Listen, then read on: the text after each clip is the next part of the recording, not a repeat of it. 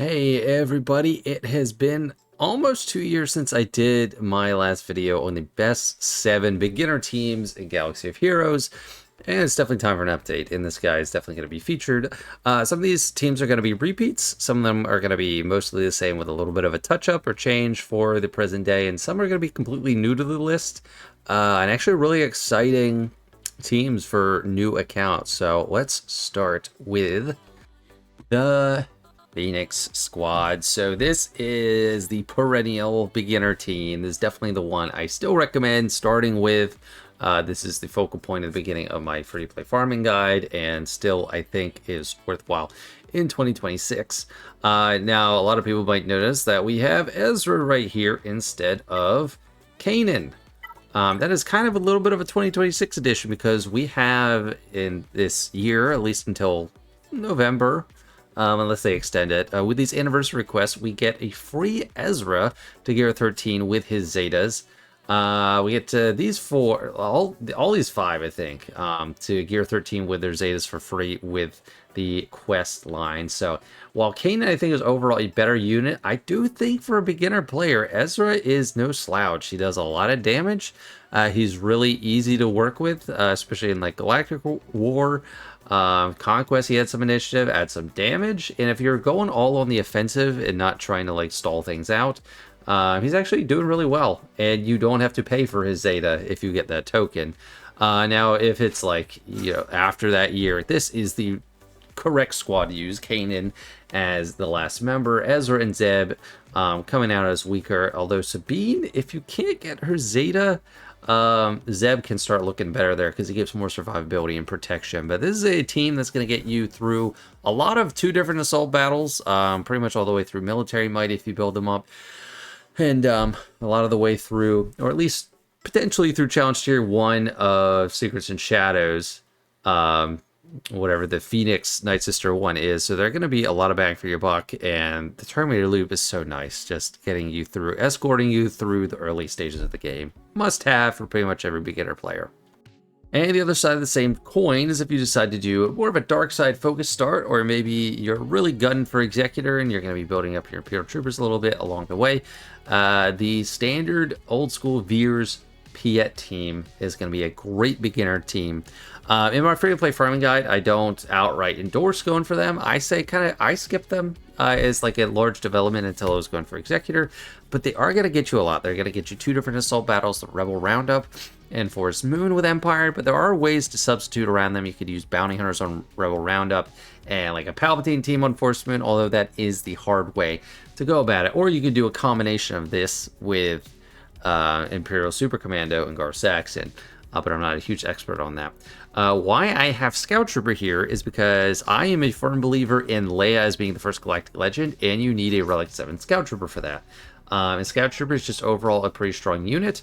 I have her here in place of like a Moff Gideon, who is, you know, he's a great character, but ultimately he doesn't fit necessarily so well in here because it's going to reduce the turn meter for everybody, and sometimes that goes against what you're trying to do, especially PvE content where everyone is faster than you. He is still really a really strong addition though, but the core is Veers and Piet, and then a third as a damage dealer or something. If you relic Scout for your Leia farm, that's going to be Scout. Dark Trooper is the quintessential damage dealer for the Imperial Troopers, but as you can see, I haven't built mine up super high. There's a 2-year plus account, coming up on 2.5-year-old account. But it is an option. It's definitely a great option for getting a couple of those assault battles done at once, and it's going to carry you through a lot of the early content in the game because you get some Terminator loops, which is really useful in that PvE stuff. So great second dark side choice for a beginner team. And going with another classic, we got the Commander Luke Skywalker team. And then for this year, just kind of like generally thinking about the flow of developing an account, I have put Drogon for now in place of C-3PO because while C-3PO is a great unit and naturally the best fit for the team, it is a little bit harder to unlock C-3PO and get him to 7 stars because you need all these Ewoks. So I do say use Drogon as a stopgap because the way I recommend using tokens, I recommend using a Rebel token on Drogon because you can't use it on any of the legendaries. I think you can use the droid one on C-3PO and Chewie. At least this is talking 2026 terms. So you can get Drogon up and ready, partially getting prepared for Leia. He's got 2 Zetas, so it's a great target for the anniversary token, and he works really well. He calls assist, he can hands out his buff, and then he's going to assist whoever he gave his buff to. So you could have, if you give it to like Commander Luke or Han or something, and they're going to call in the 2 Wookiees and Drogon to assist, so it's going to be a lot of damage. This is an awesome team for Conquest because one thing they have that is indispensable in this game is initiative. With shoots first, Han is going to go first. In PvE game modes where they have souped up speed and it's really frustrating, getting to at least go once and set the tone a little bit is huge. This is a decent PvP lineup, but I think PvP is a little less important at the very beginning game for Galaxy of Heroes. But this is perfectly setting the stage for some of your bigger farms and really getting you off to a great start with the Rebels. Next up, we got an Emperor Palpatine team. This is also kind of conducive to all these anniversary tokens we have in 2026. But Palpatine and Vader, those two especially, are really useful because they have both the Empire tag and the Sith tag, so they can do 2 separate assault battles at a time. And you could this is mostly an Empire team with Mara Jade, Thrawn, and Grand Moff Tarkin. It's just kind of like a throw-in. You might be using his ship, so you might have him built up. But the 5th slot is pretty open. You could even add a Sith in there. If you're farming for Darth Revan, you could have like Bastila Shan Fallen in the meantime. And it just depends on what you're actually working on. For the Sith assault battle, I would go with Nihilus, Bastila Shan Fallen, and I mean, if you have a Malak, but really just whoever you can push through with. Traya, probably not so much. But you can make it work, either Sith or an Empire team. And it's just really strong early game. Palpatine and Vader are the core.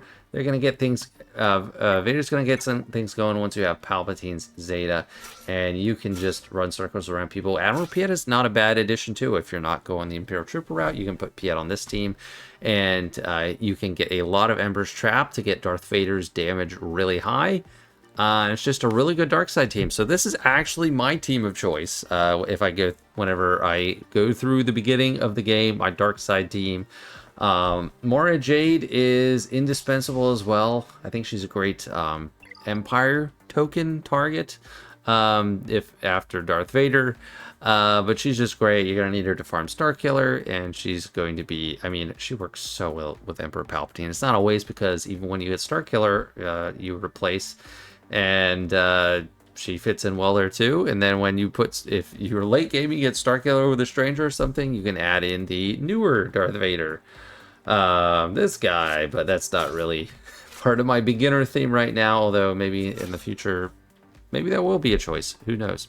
And then Thrawn is just kind of a natural pickup if you are going the Phoenix route. So this is a really strong flex Empire Sith team that I think beginners will have an easy time with.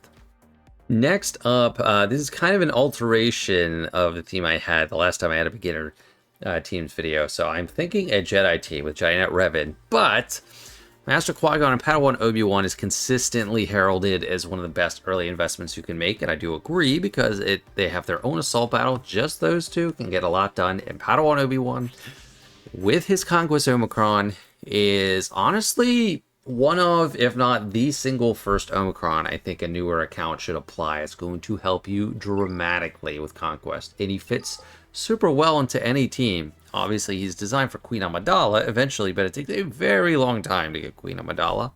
I also like running him under Jedi Knight Luke, but I thought Jedi Knight Luke was a little bit outside of the scope of this. Although this Jedi Luke, Padawan Obi-Wan, Anakin, amazing Conquest team, just amazing, because of Jedi Knight Luke's lead and the mass assist. But for a beginner, Jedi Revan is one of the easiest. He's one of the easiest legendaries to get, because you need really low gear on your units to get them. You need the 7 stars for them, but they're pretty easily farmable. Obi-Wan and Qui-Gon work together, and we already said they are needed for that assault battle. I think Yoda is just an easy tag along because he's unlocked pretty easily, and I think he's extremely important for that ground war assault battle. So you're kind of getting a 2-for-1 here as well. Like if you are able to make it that ground war work with Qui-Gon Obi-Wan, Yoda and Giant Revan lead is huge for that, and then Yoda is quintessential. Anakin I have just because he's going to be an important pilot if you go to the Galactic Republic fleet, but if you want the optimal lineup for like ground war, General Kenobi needs to be there. I'm pretty sure Jedi Revan, Grandmaster Yoda, and General Kenobi can get a lot done with anybody, and that these two are not the worst you could have. So this is a really good combination. I think it'll do a lot for you in Conquest. It's going to get you done some assault battles. And it's just not too bad on offense. Last time I did one of these, I was recommending kind of the old school, like Old Republic team with Bastille and Jolie. In a practice, I never ended up building that team up too much. I have them built up somewhat now because of a token and farming Leviathan.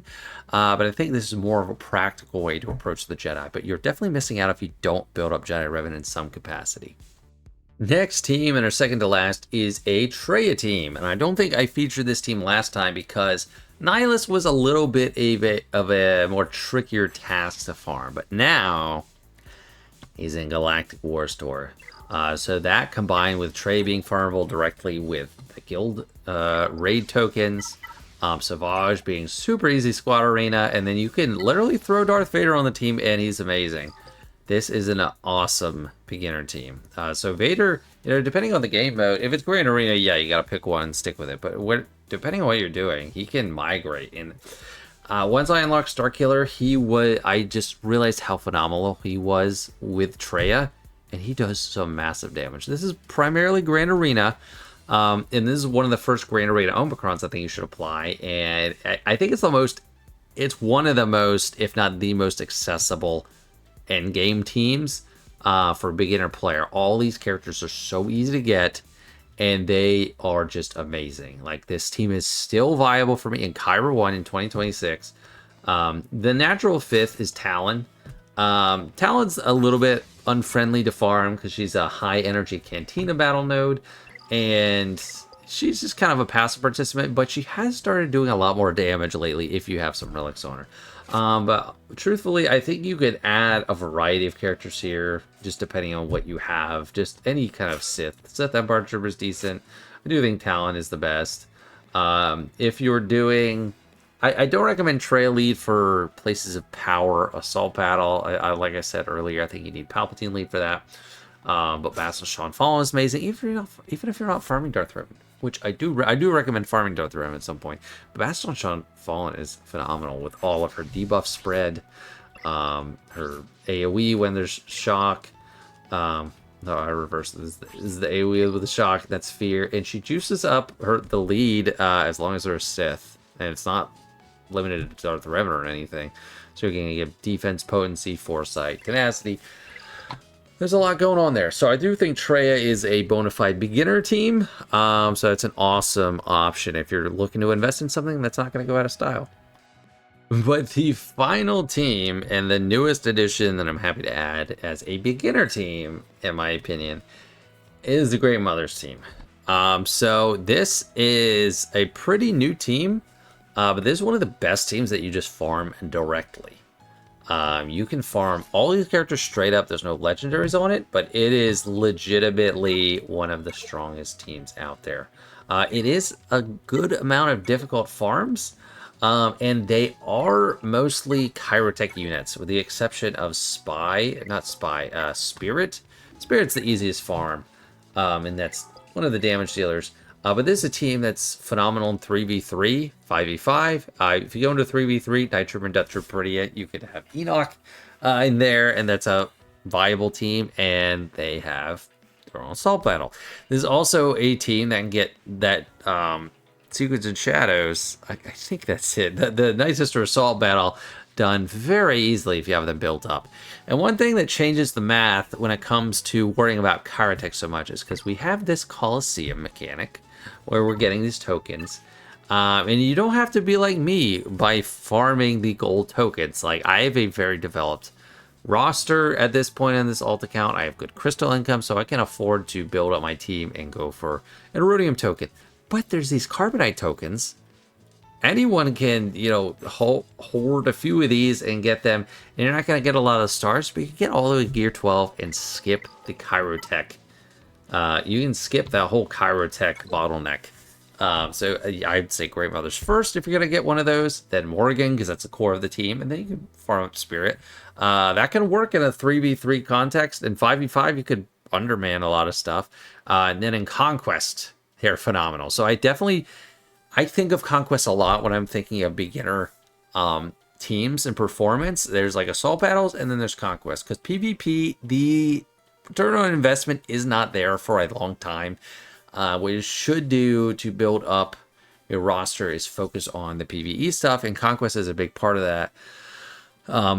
And they have something that not many other teams have. CLS has it. It's perfect initiative, because Great Mother's taking a bonus turn at the start of the battle and dooming someone. And if you have, there's a lot of data discs that work super well with her. If you have the weak spot, that works well with anybody, and they can get it done. If you have Zealous Ambition, they're a support. If you have Booming Voice, which I've been seeing a lot lately, and for a long time, there's no better unit, no better lead for that, because it's bonus turn, bonus turn, bonus turn, everyone comes in and swarms. So there's an extremely valuable end game team that I think is very attainable for beginners. I do put it at the end of the list because it is not as easy to get as all those other teams, but it is pretty easy. So I think you build up a base, and then this is just a team you have your sights set on, because it's going to be huge. They're all accelerated, and that hasn't been super long, so that's why another reason why they're a newer addition to this list. But you can farm them all for double shards. So we get 2 here, and I think they were the last. Well, I don't know who's the last one at, but there are a lot of value for this team. So this is going to be a huge return for you, even as a beginner. And that's going to be it for this one. These are the 7 teams that I settled on after giving it some thought. It's just to look at all of them at once. So I'm interested to know what you think. Let me know if some of my reasoning is off or what is missing from that. If there's a team you think should be here that isn't. But I kicked a few to the curb, like Iden and Bounty Hunters, because in my own experience, they didn't last that long before they really fell off in viability. So I'm happy with this list. And thanks so much for watching. I hope you enjoyed. I hope you learned something. See ya.